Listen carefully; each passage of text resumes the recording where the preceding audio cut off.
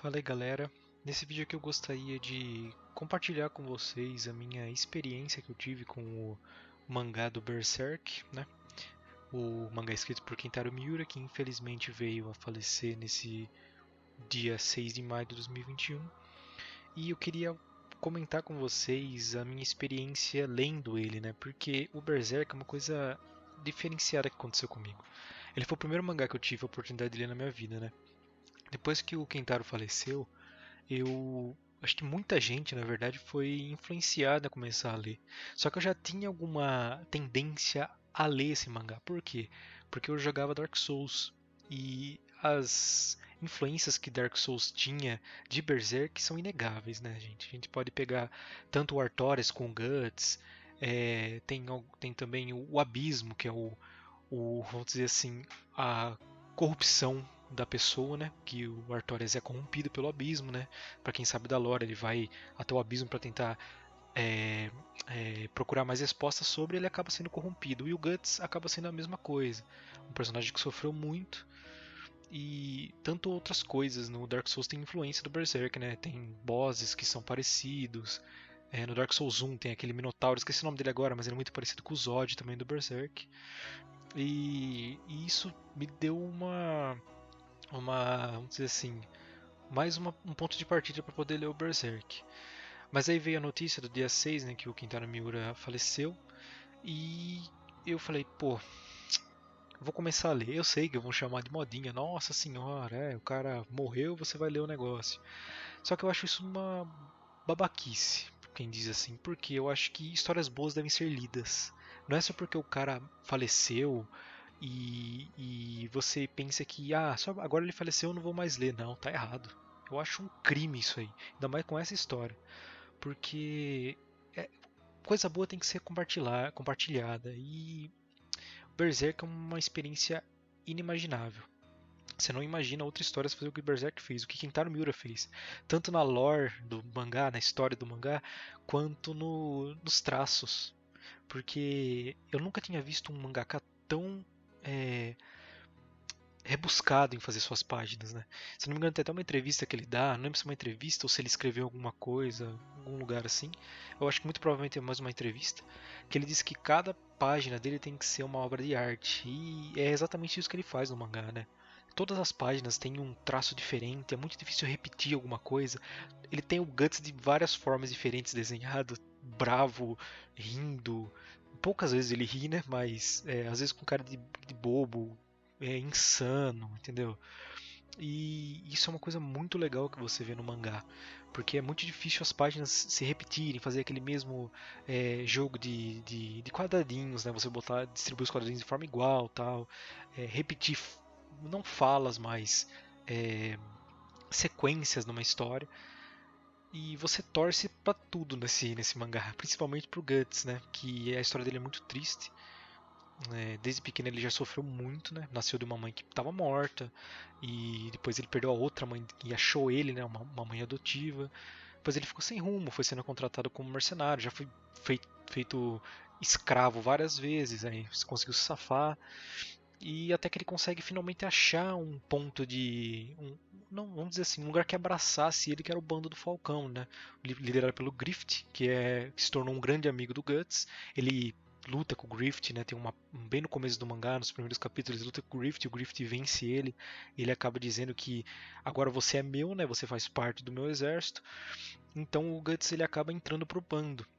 E no mundo ele conhece várias outras pessoas. Ele acaba virando o líder de assalto do bando do Falcão, né? Que era um guerreiro excepcional. O Guts conseguia matar várias pessoas caso ele precisasse.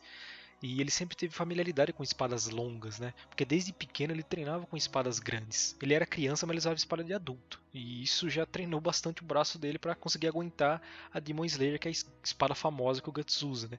Que foi influenciada, que foi feita de influência para outros, para a espada do Cloud do Final Fantasy VII, do Dark Souls, a Great Sword que tem também. Tem vários gêneros de pop, jogos, filmes que acabam bebendo dessa fonte do Dragon Slayer do Guts, né?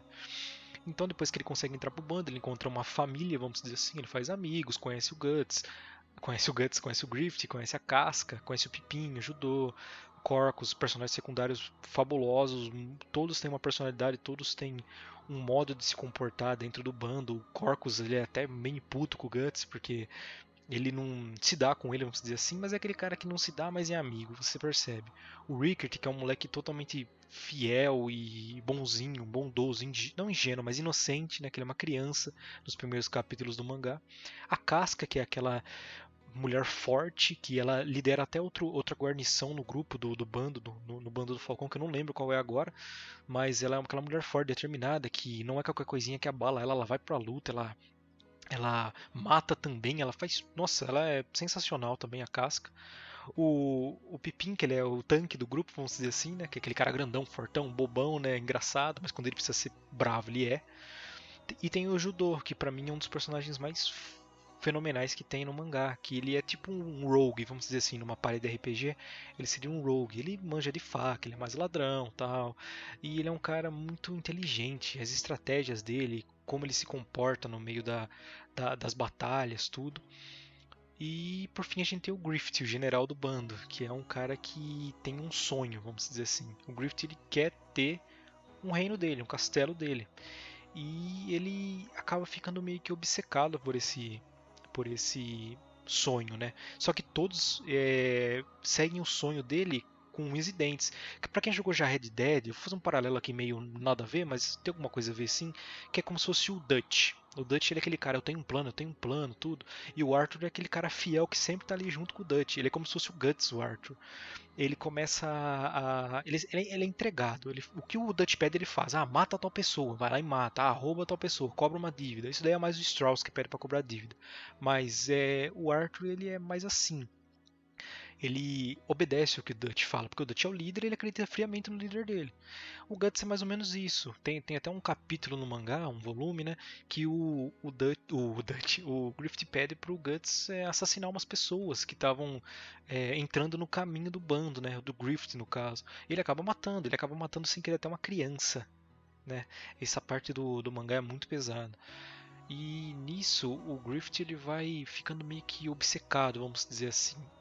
Até que o Griffith ele faz uma cagadinha, né? Lá eu não vou dar spoiler aqui. E nisso o Guts estava ausente quando ele faz essa cagadinha. Ele acaba sendo feito de refém. Refém não, ele acaba sendo torturado, levado para uma cela para ser torturado. Ele é torturado por 1 ano. Isso deixa ele com os tendões do corpo todos rasgados, a pele toda sem pele, sabe? O cara tirava a pele, só que ele cuidava dele para ele não morrer, né? Que era o brinquedinho do torturador. O torturador chamava ele de brinquedinho. O Griffith, no caso.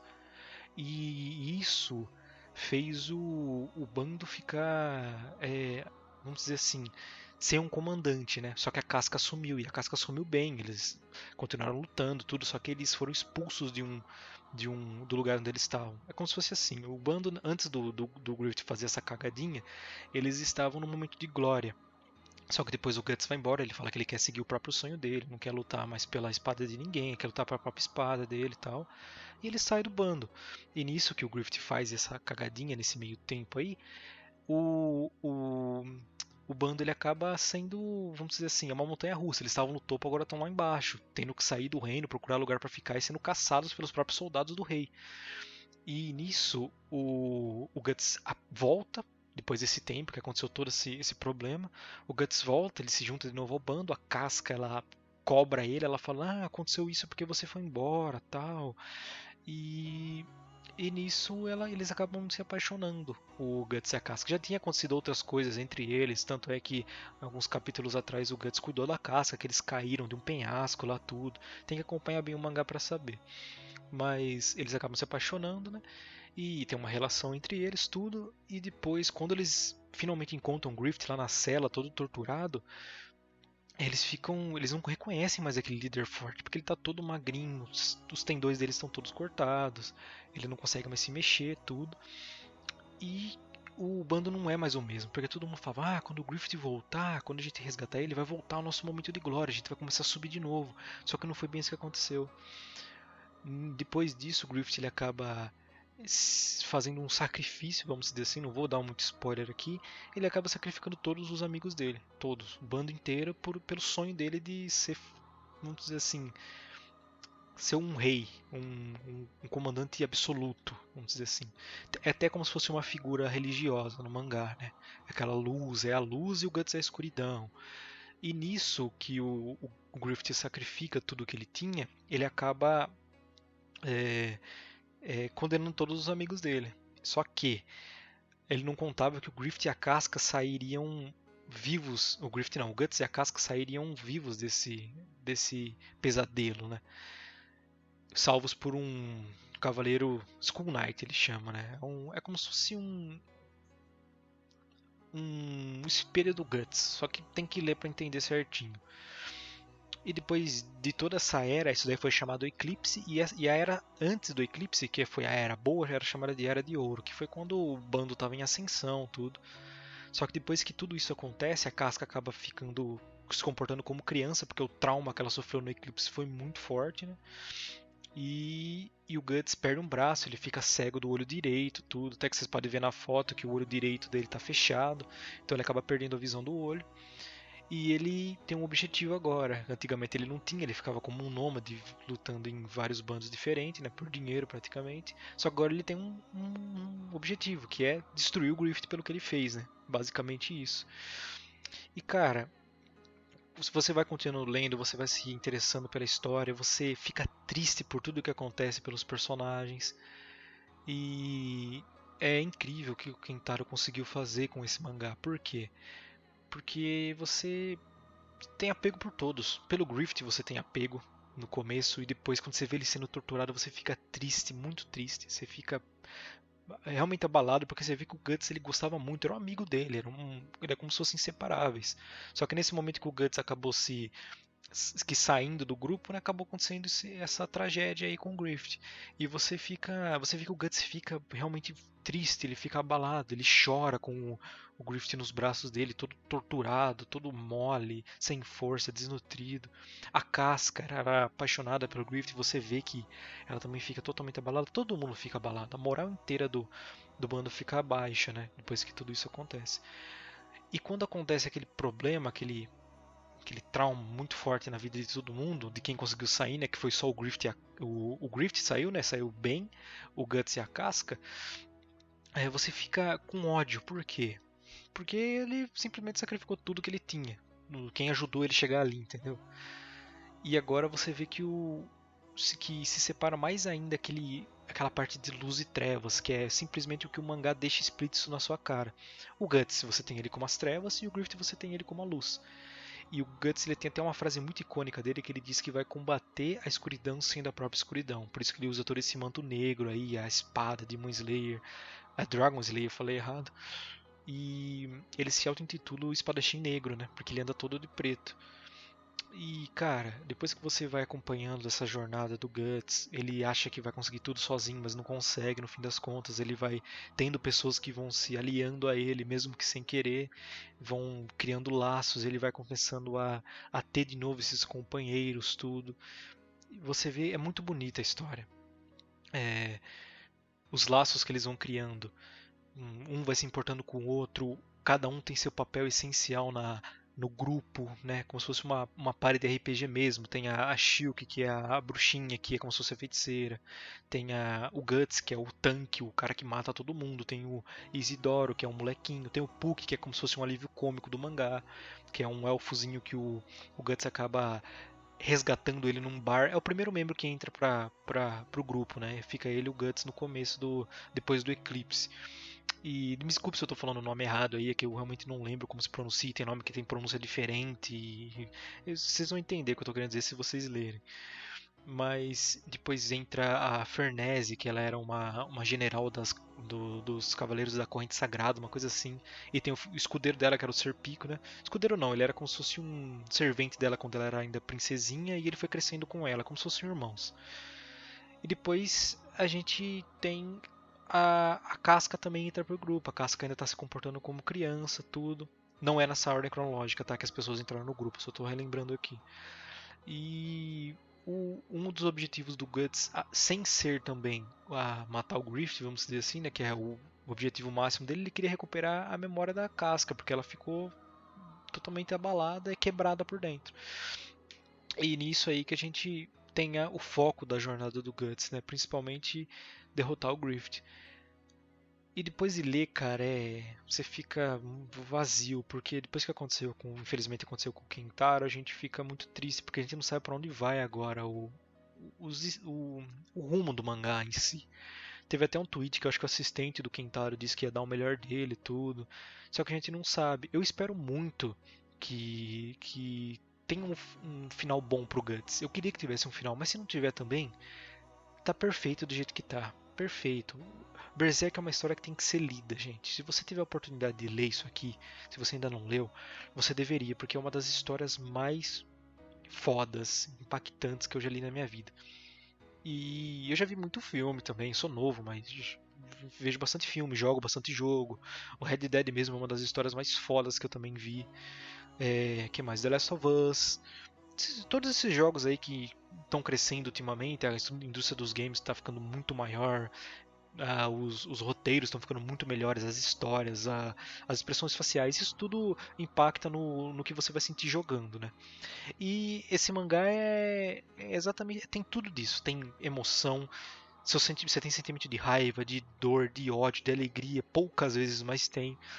E isso é um prato cheio para quem gosta de arte, para quem gosta de uma boa história, para quem gosta de ficar mais humano, porque te torna mais humano. Você sente mais as coisas, você fica mais abalado, seus sentimentos afloram, vamos dizer assim, né?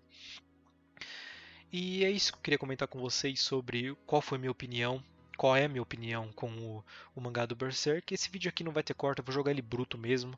Eu não acho que esses erros de fala que tem, essas travadas, sejam uma coisa ruins para o vídeo, que eu acho que fica mais próximo do que a gente conversaria numa conversa mesmo, num lugar fisicamente. Então eu acho que é isso, acho que valeu o comentário aqui. Quero deixar registrado no canal. E eu até tenho aqui o volume 30 que eu comprei, que eu tava lendo por um aplicativo, né? Só que eu comprei o volume 30 depois do mangá, porque eu queria ver como era a arte em si. E é coisa de louco, cara. Ó, os traços, é muito lindo, muito lindo. Não vai dar pra ver direito, porque a webcam é meio paia, que é a webcam de notebook, mas é uma coisa maravilhosa. É lindo demais. Eu até posso deixar na edição uns prints aí das páginas, tudo, para vocês verem melhor, uma qualidade melhor. Mas é sensacional, sensacional. Bom, gente, é isso aí que eu queria comentar com vocês sobre o Berserk, né? E eu espero que vocês tenham essa experiência, mesmo que eu tive. Leiam, não vá atrás de ver história, porque nada é melhor do que a sua experiência fazendo alguma coisa, tanto jogando alguma coisa, assistindo, lendo, fazendo qualquer coisa. A sua experiência é que conta. Não caia aí na tentaçãozinha de ver youtuber, ver outra coisa aqui e tal, tá? Leiam primeiro, antes de ver esse vídeo aqui, leiam o mangá. Eu vou até colocar uma tagzinha aí na descrição do vídeo, no próprio título, para vocês lerem primeiro antes de ver esse vídeo, para não pegar spoiler, porque teve uns spoilerzinhos aí. Mas é isso, pessoal. Muito obrigado para quem assistiu o vídeo. Quem quiser deixar o like, comentar, tanto faz aqui. Eu só queria compartilhar com vocês. É nóis, tamo junto. Valeu.